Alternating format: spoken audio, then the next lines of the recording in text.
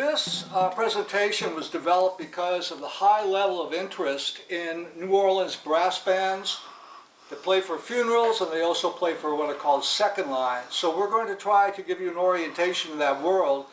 The jazz funeral is a term that not every New Orleans musician embraces because in a way it oversimplifies the ritual.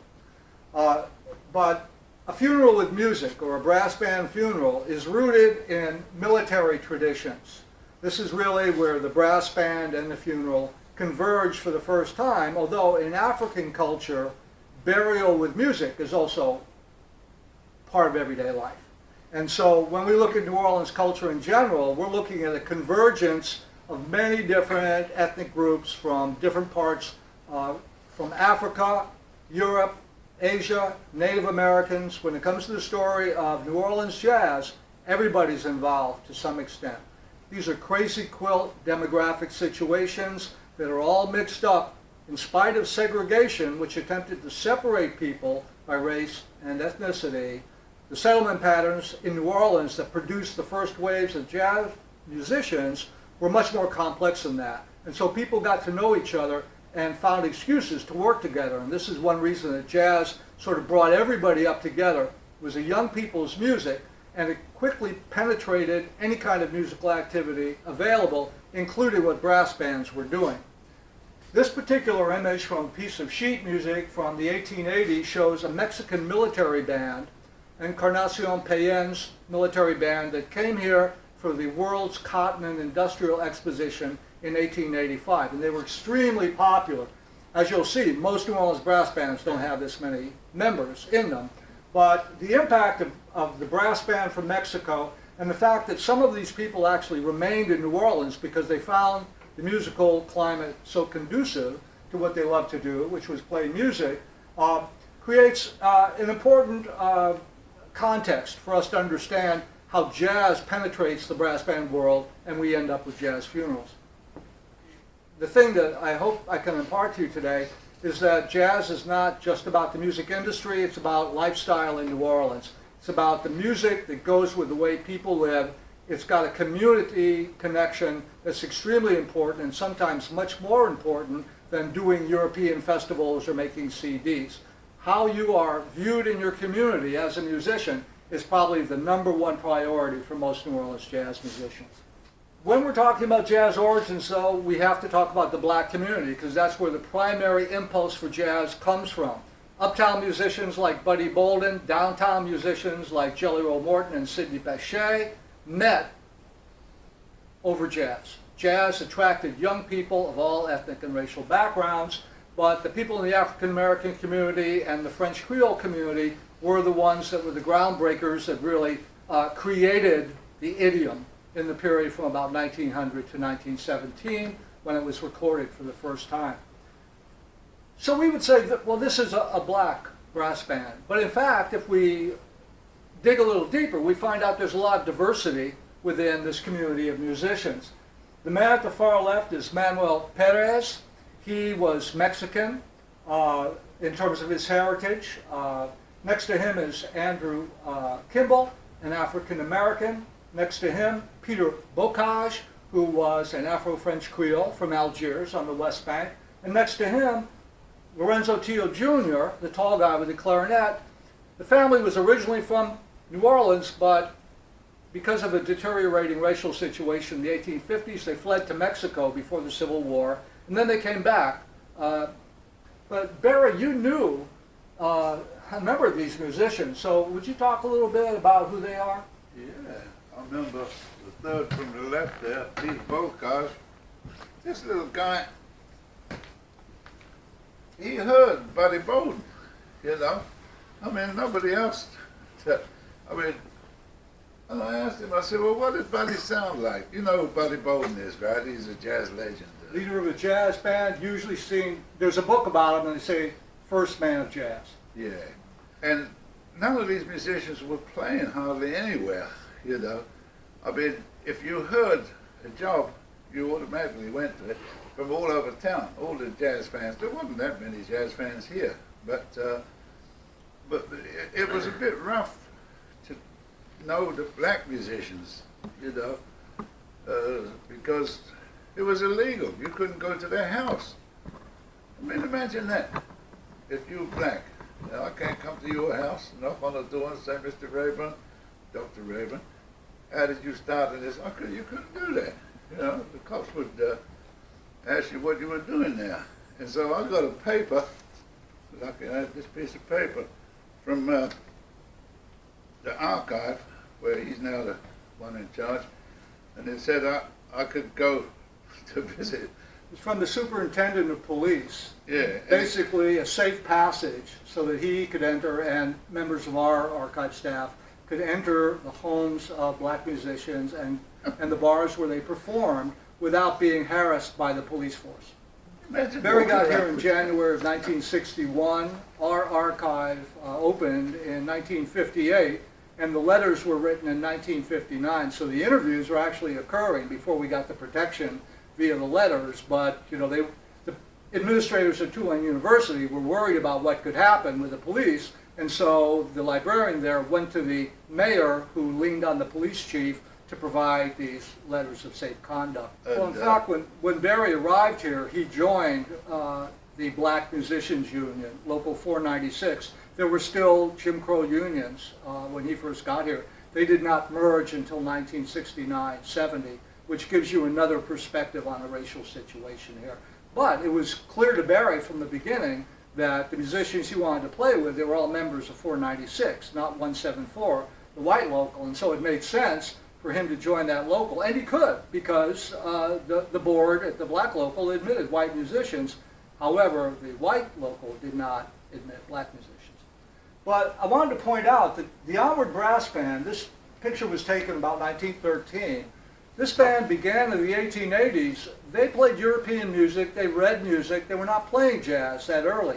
They converted about 1904, and the reason we know that is because one of the drum-playing sons of Isidore Barbaran, the man that's the third from the right, Paul Barbaran, when we interviewed him, he said, when Manuel Perez took over the band, he wasn't particularly jazz-friendly, but he saw what was happening in the market, which was everybody who was hiring bands wanted music, they wanted jazz bands. And so this ultimately infiltrated the thinking of the brass band musicians as well. And so Paul said that's when they began improvising more, began introducing popular music and getting a little funkier with the rhythms so the second lines could dance to what they were doing. And ultimately Paul revived the Onward Brass Band in the 1960s and in fact passed away playing a parade with that band. When you played funerals, it was nothing but music. They gave you music. One for you, one for you, one for you, and you played from that. You didn't improvise. There was no improvising on funerals, except when they turned the guy loose. Well, this is another funny thing. I just said turned the guy loose. They never buried a woman with music until 1964 was the first time that they buried a woman with music. I don't know why, but it was always a man. So when they turned him loose, then they picked up all the tempo and then they played the jazz things. But never, there wasn't no jazz on the way to putting the guy in the hole, you know. That's part of the ritual. There is a well-defined ritual that came up with the brass bands. But I wanted to point out that originally the brass band funerals were something that existed in both the white and black communities in New Orleans. This is the Reliance Band, which generated many jazz musicians, people like the Bruni's brothers, for example, who played with the New Orleans Rhythm Kings, Nick LaRocca, who was with the original Dixieland Jazz Band. But over the course of the teens and in the 1920s, the white community became detached from the funeral tradition. And so really, from the late teens on, when bands like in 1920, the Eureka Brass Band was formed, this tradition we're talking about survived primarily in the black community. But those bands in those days were so different. I mean, now I look at the television and I see some of these young kids coming home playing a funeral with T-shirts that say "Kiss Me Quick" and baseball caps on the wrong way around. Man, see this white cap here? You use that for parades. Funerals, you've got to put a black top on it. They would play beautiful music, and they walked like this, see, slow. It's like a cadence here, walk. When they're doing the dirges, the whole formation reacts like Swayed that. like this. The It's a whole beautiful thing. thing to witness.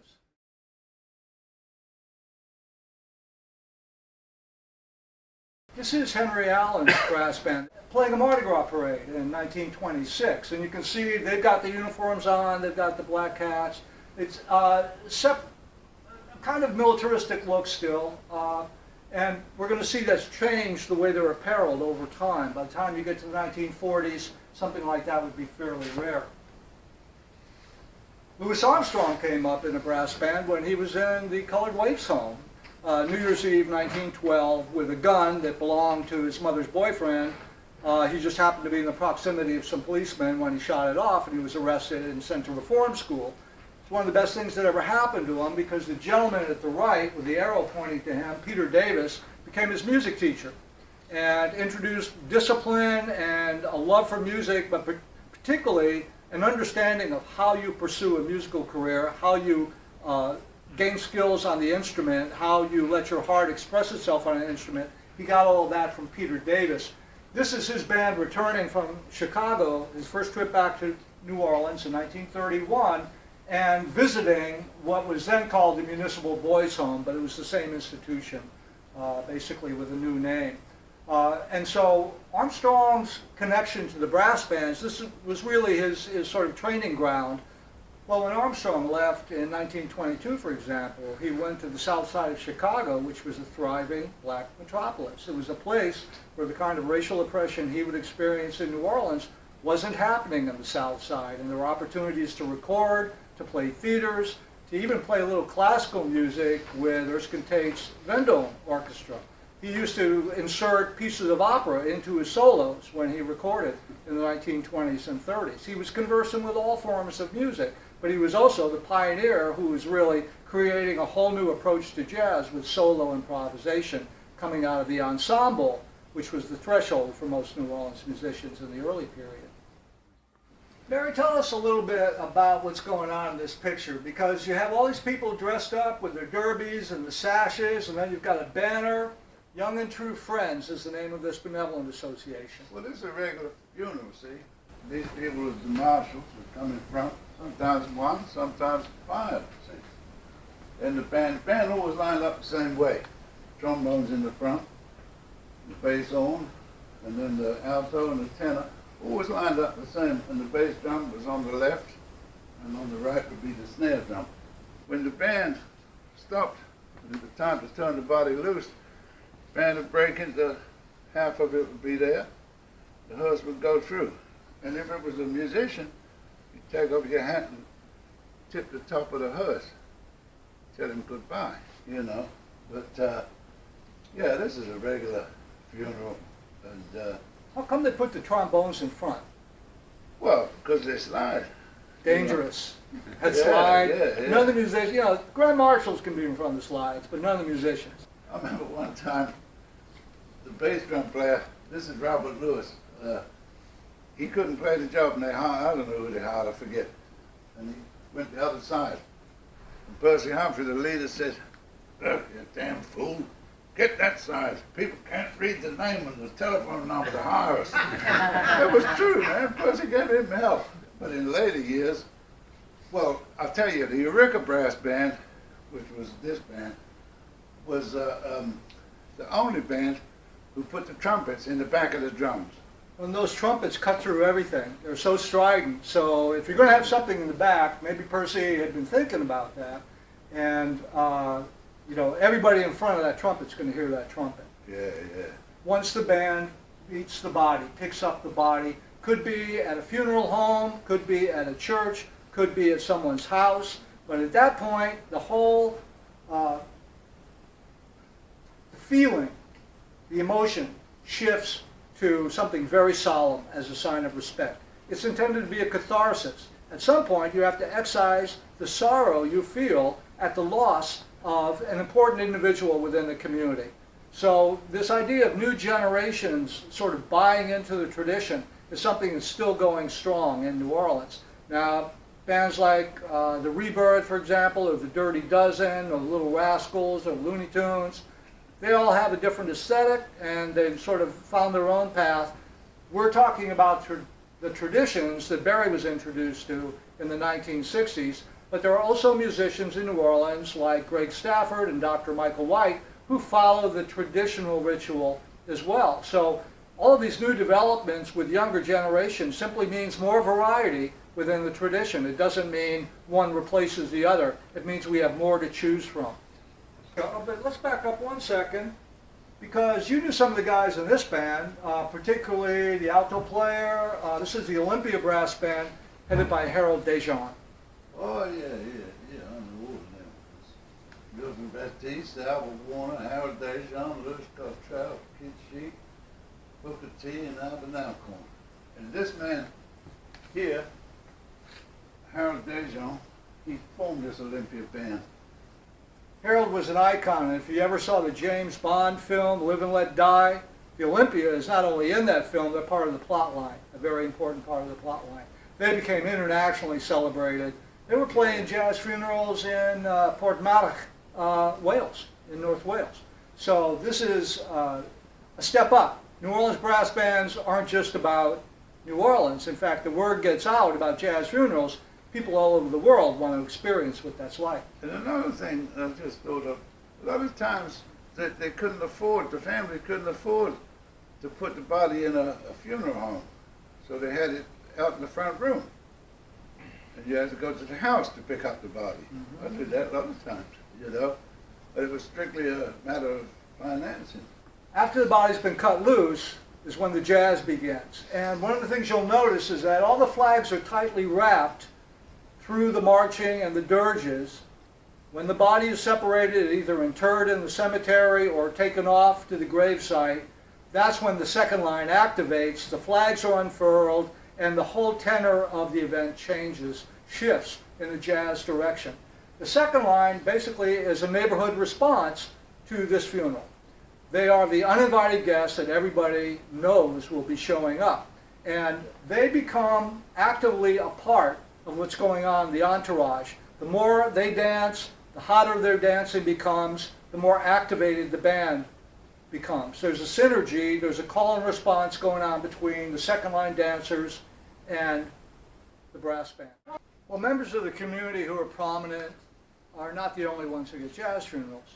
Musicians particularly get special treatment. And this particular individual is the clarinetist George Lewis. And George was a big influence on Barry. Barry heard him perform in London. So this is his funeral. Yeah. And as Barry said, he was one of the first Europeans to arrive. But we see various people here. You got Tommy Sancton there with the overcoat on. Sancton, yeah. Tommy studied with George Lewis at Preservation Hall. And when he was in high school in the 1960s, you know, he wasn't following the Rolling Stones, he was following George Lewis, carrying on in the tradition of George Lewis without actually copying George Lewis, which is what New Orleans musicians do. They build on tradition and then innovate. When you go into the oral history interviews that were done with these musicians, they were very interested in each other, and particularly since there was so much music being performed in the streets during Mardi Gras and at brass band parades, black and white musicians took notes from each other. Everybody wants to be like the good players. Out at Muhlenberg in the 19-teens and 20s, and all the camps they would have on Sunday afternoons, they would have like crab boils and crawfish boils and whatnot, and they would hire bands. They'd drink beer and eat seafood, but the bands could all hear each other. And this gentleman here, Paul Barbaran, who was the son of Isidore Barbaran we saw with the Onward, was one of the musicians with black bands playing out there. And in his interview he says, this was one of the best opportunities for us to sort of listen to everybody in town, because we couldn't play publicly in bands with them, but when we could hear them in public situations, we learned things, and they learned from us too. And so this has always been, I think, the desire of New Orleans musicians, is to get beyond the racial boundaries, and what they want to do is play with the people who can really play. Musicians often set a different model for the rest of the population, and it's always been our profound hope that people who are attracted to jazz will learn these lessons which is once you get beyond getting hung up on race and start talking about the beauty of talent and expressing yourself musically, then you're on a much higher level all the way. Well, Barry, who's the bass drummer in this picture? Yeah, this was when I was young and handsome. Now I've got the age on. That's the Olympia Brass Band, Harold Dejan again. What year would this be? I guess it would be around 70, maybe something like that. That was Eugene Jones' funeral. It was a sad funeral because he was a young musician and his kidney went bad. And his daddy, Chester, gave him one of his kidneys, but it didn't take. And he died anyway.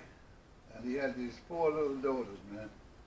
And we had to shut the band down because the little daughters was crying outside the funeral home when they were coming out with the casket. And the funeral director came out and he like that, you know, because it was upsetting the people too much. But this is like after we turned the body loose and we coming. See, these times it was, segregation was damn near dead. I mean, there's a white trumpet player and me. Alan Jaffe on Jaffe, the brass bass. yeah. He's one of the founders of Preservation Hall. Well, you know, Katrina threw us for a loop, and people were worried about New Orleans traditions, whether they would survive, whether the musicians who were dispersed, you know, everybody had to leave town due to Katrina. They kicked everybody out, couldn't come back until they said it was okay. That meant all the musicians had to go out to Salt Lake City and Phoenix, Arizona, and Atlanta and Houston. And in San Francisco, you know, they noticed what was going on, and in the San Francisco Chronicle, they commented on how important jazz was to the recovery of the city. And restoring these traditions, these brass band parades, these funerals with music and second lines, was really at the top of the agenda because you couldn't have your lifestyle back until you reactivated those traditions in New Orleans. And I'm happy to say that we did reactivate those traditions, that these musical events are still going on, that young people are still joining brass bands, and they may not always do the ritual in the traditional sense, but they're playing the way they want to. This is Rebirth Brass Band, another second line. They're going on their 10th anniversary in 1993, so, you know, it's more like 30-something now. And there are also female brass bands like the Pinettes, who are fantastic. They are absolutely wonderful. It's amazing there's only one, but we're really glad there is one. All women. Here's an example of the second line, and you know, where the second line ends and the brass band leaves off, who can tell? Because what's going on in the crowd is total joy. You look at the expressions on the faces, you can see people dancing. Every age group is represented here, and they're all having a great time. The band this is Young Tuxedo Brass Band. They're surrounded by all these people, but look at the smiles. Look at so much interest, everyone. This is why these brass band parades and second lines are so important in New Orleans, because this is how it makes you feel. It brings your spirit up. No matter how hard things are in New Orleans with crime and poverty and lack of economic opportunity, at least for a little while, you're going to get to feel great if you get out with a brass band and you start dancing in the second line. It's the best therapy you could ever have on the planet.